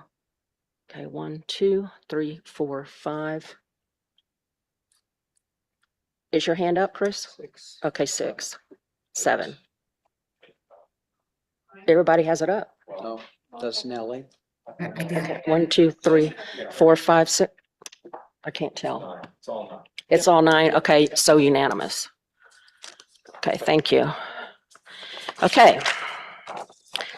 Now we will move on to the tentative budget, right? Okay. And it's the tentative budget calendar for 2027. Question is from Nellie first. Oh, okay, I'm sorry. Can Nellie, you- what's your question? I'm sorry. Well, my question, which attachment is this? I'm losing track of the attachment. What attachment agenda item? Page 11. It's page 11. Okay, thank you. Okay. The question that I have on the tentative calendar is that it does not include the analysis of the MRNRB pool fund.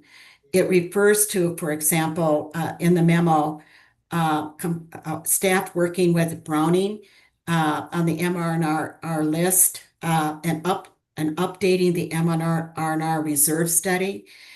Dot number 8 says, looking at the final 2027 MRNR report received from Browning, there's no mention of the staff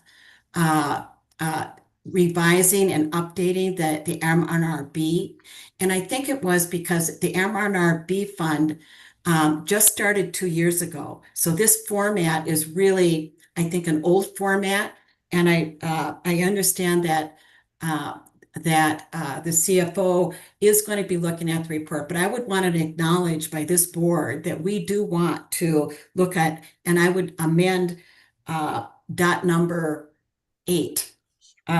When it says the final 2027 MRNR report received from Browning and the staff's 2027 MRNRB pool report, that would be coming in on September 16th. So it is expected that we would have both analysis coming in on both pools.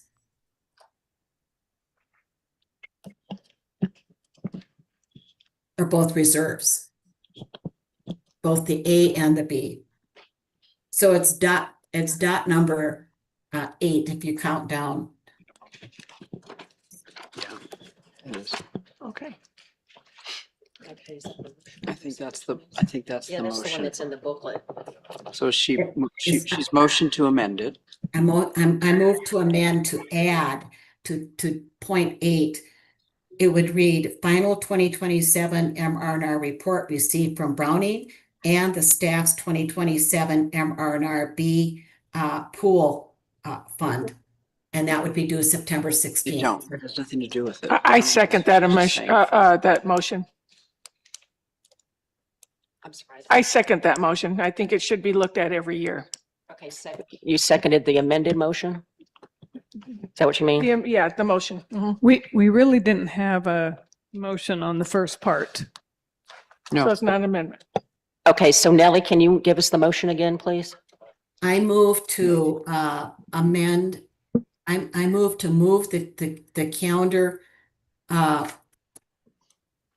as presented with the amendment to add under .8 and the staff's 2027 MR&R B pool fund study.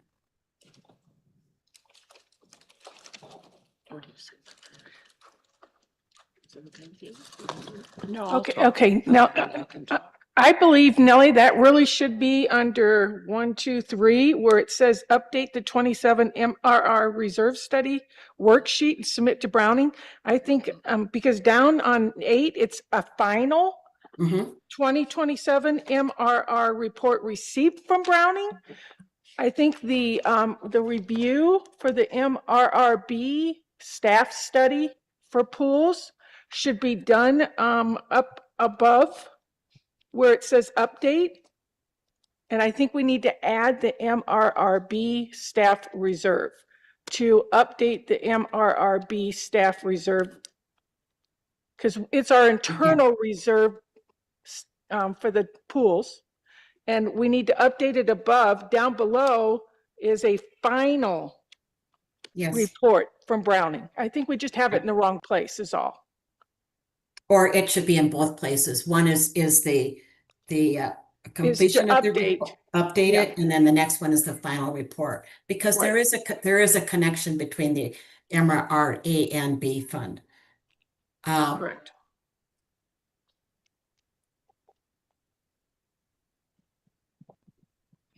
Okay, can you please repeat Sounds good. after add point 3 updated staff? 3 should be update staff MRRB pool reserve.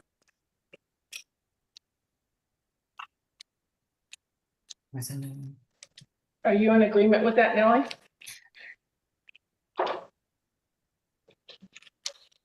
Well, I would also include and the final one down below.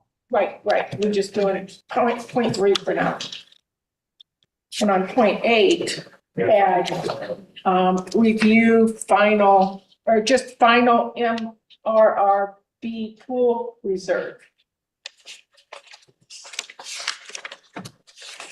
You like what's on the screen? Christy had her hand up. Christy. Yes, so on that bullet point, it says update the 2027 MRR reserve study worksheet and submit to Browning. It does not specify A or B, so I would assume that MRR means both A and B. No. Only because Browning does the MRRA and our staff does the MRRB. I'm correct on that, right? Yes. Okay. Yeah. Lanny had a question. Lanny, go ahead. Thank you. Scott, Dave, commentary, thoughts around those dates? I don't think that should be a problem. Okay, thank you. Well, wait a minute. See, that's why I'm asking. It's not going to be a problem. However, I also think it's incredibly unnecessary. The third bullet, MRR reserve study, has nothing to do with MRRB. That is specific because we have to get it to Browning at a certain time. We need to make sure that's done, but that has nothing to do with MRRB. So the third bullet is irrelevant to the pool study. The 8th bullet, when we talk 9th, it's actually the 9th bullet, I think. It's the 8th final 2027 MRR report received from Browning. Again, has nothing to do with B. I realize that there are components in A that talk about pool pumps and when the deck is going to be resurfaced and when the pool is going to be resurfaced. But other than that, I don't see the relationship. The 9th bullet, staff presents and recommends the capital improvement plan and capital budget. I think that's a much more inclusive term and does include everything that we're talking about. And so that in my mind is inclusive of course, we're going to update the MRRB pool analysis and present it. We have to present all of this to the FAC probably starting August 18th. And then we're going to present it again on September 22nd. And then we're going to present it to the board on October 14th. So in my mind, it's inclusive, but if you did want to add MRRB analysis to the 9th bullet, which is scheduled for September 22nd, I think that would be fine. I still think it's unnecessarily prescriptive. So what you're suggesting then, Scott, if I heard you correctly, is to do it inside the capital projects review. Is that what you're saying? If I heard you correctly? Correct, yeah. Because it is a capital project. Right. MRRB are all capital projects. Initiatives are capital projects.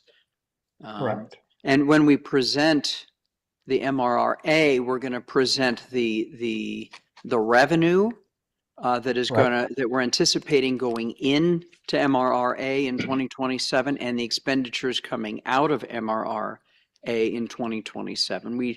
The components are certainly available to everybody, but we really just pay attention to how much is coming in and going out. But that is all part of the capital budget discussion and capital plan discussion. Okay, thank you. That makes sense to me. Barry, what do you think? Yeah. Sorry, Candy. Madam Chair. Jody? Yeah, thank you. I think we get bogged down in these amendments. And I think it's pretty clear what we stated, at least what I'm seeing as a general consensus, that we want the MMRB study included into this schedule. Scott's already indicated that was his impression anyway. So, but if we want to add, Scott, just approve the calendar with the understanding that the MMRB study be incorporated as deemed appropriate by staff. Christy? Oh, I don't know. I can't see her. Okay, Nellie, go ahead. Sorry. Well, the MRNR-A and B are connected. And so that's why, because if you go back and look at the MRNR-A, when we did the East Pool renovation, they have to be knowledgeable of our pool plans on replacement schedules so that they can modify any type of mechanical timelines that they have. So the two studies are connected. Further, the reserve studies, as we put into our CPM, each have requirements as far as thresholds. And so it's different than the capital improvement plan. The reserve pool has a fully funded replacement percentage that we're trying to target. We're trying to do a replacement target. So we're not just interested in the dollars that are going in and out. We're interested in where we are long-term on the sustainability of our reserves. So that's why it's different than the capital improvement plan, which has really been the initiatives area. So I think Barry's suggestion, instead of getting to the points, I'm comfortable with having Scott modify the schedule to incorporate the MRNR-B fund, to acknowledge it as a separate fund that staff does, not Browning, because it's always confusing. But it is separate, and we have separate thresholds that we have in our CPM that we need to meet and report on when the budget is due. So I think it should be separately identified, but I would say staff can do that, just modify it so that it's acknowledged as a separate report. Christy? I just have a point of clarification because I've heard different language from different people. Are we asking for an analysis of the MRRB, or are we asking for the MRRB to be included in the board, in the report to the FAC and the board? We're asking that it's updated as part of the budget process.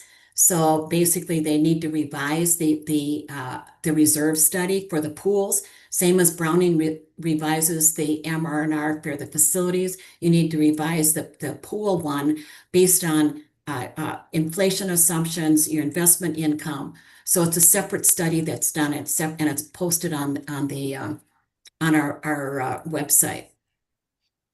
So it is a separate document that comes in for the part of the budget.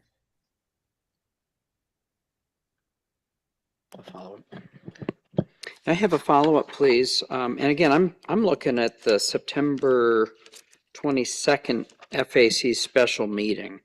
Do I understand that at staff recommends the capital improvement plan capital budget? Right here, we want to include the MRRB report? Is that right? Yes. Yeah. But, okay, if we're going to do that, don't we also want to say, and the MRRA report? Just to be Yes. Sure. crystal Yeah. clear? Yes, Yeah. both. Yeah. Great. I think what we're trying to do is separate both, All right. or not separate both, acknowledge that Acknowledge. both funds. I- And they do have different funding requirements. So then Adequacy. what I understand right now is those will be the only amendments as of right now to this calendar. Is that right? Or were there others? Correct. Okay, I have one. Okay. It's your calendar. I know. Well, it's our calendar. But you know, I gotta bring it to the board here. All right. August 18th, I want to just clarify that we say here at the August 18th bullet, staff presents the capital budget, capital improvement plan to the FAC. This is really the meeting where we would anticipate inviting any clubs or any other groups that have submitted capital requests. They would be invited to come and present their request to the FAC at this meeting on the 18th. So you can either make a note, but I actually think it would be better if we just include it in the calendar.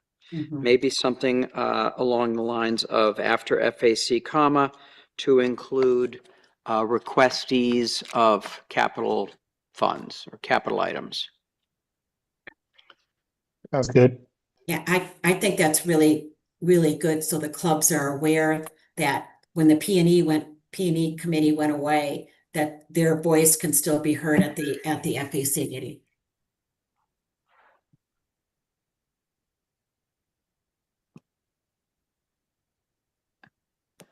Okay, are we done with discussion? Board? Okay, any audience member? Christy? I'm sorry, I'm still not clear. The amendment says to add it. Okay, it changed. Sorry. Okay, we are only adding it to one section, and that's the September 0.9. September 22nd. September 22nd, correct? Correct. Okay, thank you. Okay. Apparently I was not watching the right screen. It's back and forth. But then the other bullet, I just want to make sure August 8th. Oops, thank you. Hello. That we are inviting clubs and any other entity, group, people that have requested capital items will be invited to that August 18th meeting to present. Well, I don't know if we need to add it. I actually think we do need to add it. Nellie said it so that the clubs are well aware that, and everybody's well aware that we're going to invite them and they're expected to present at that meeting.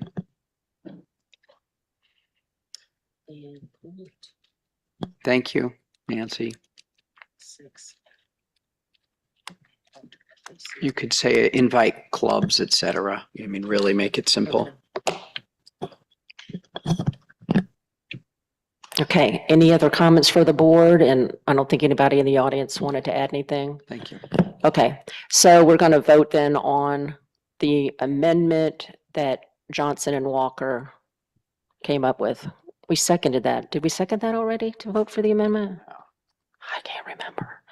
Okay, so did we second that? Jody, did we second yours and Nellie's? Yes, Jody We was the did? second. Okay, thank you. All right, so now it reads, what we're voting on is move to accept the 2027 tentative budget schedule for the fiscal 2027 budget, amend to add on point 9, add MMRA and MRRB report, and point 6, add after FAC, invite clubs, et cetera, to present requests. Okay, all in favor, raise your hand. Hopefully it's, I can't tell, what's it on the screen? Everybody's voting. Okay, everybody, so 9, unanimous. Thank you. Can I make a recommendation? Yes, go ahead. Instead of using bullet points, perhaps just refer to the date instead, because if anything else changes on this document, point 9 is not going to be point 9 anymore. Thank you. Okay, we're going to move on to our last action item, which is disband the ad hoc committee. I think that's Nellie, right? Where's that? Oh, we already did. Yeah, it's already, it just needed to be on Oh, we the. did that. Yeah, you don't need to do, I withdraw that as an action item, Okay, because it was already dealt with. do we need to do it anyway? No, Okay. I don't think so. Okay, thank you. So we move on to our next point, which is, I think, member comments. Okay, members, do you have any further comments about anything? Not today, but anything else? Anything you want to comment on? No? Look, we made everybody leave. Sorry about that. Okay, we are ready to adjourn. Thanks, everybody, for staying around. We appreciate all your input. Move to adjourn. I second. Okay, adjourned by Bart, second by Jody. Loudmouth. By what? Oh, yeah. Okay. Voting to adjourn. All in favor? I think it's everybody. Unanimous, right? Okay. Meeting is adjourned. Thank you.